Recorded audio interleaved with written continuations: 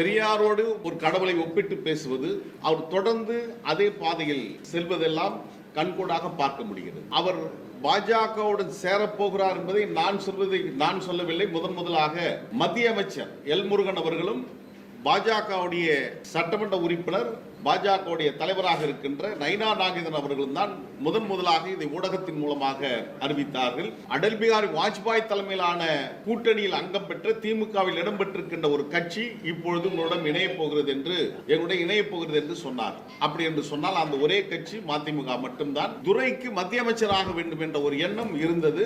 அது குறைந்தபட்சம் இப்பொழுது பீகாரில் ராம்விலாஸ் பாஸ்வானுடைய மகன் சிராஜ் பாஸ்வான் அவர் வகித்திருந்த மத்திய அமைச்சர் ஃபெர்டிலைசர் மினிஸ்ட்ரியை அவர் கொடுப்பதாக இருந்ததாகவும், அது குறித்த கடைசியாக நான் பங்கேற்ற நிர்வாக கூட்டத்தில் கூட இது குறித்து புலங்காகிதம் அடைந்து துரை பேசினார்.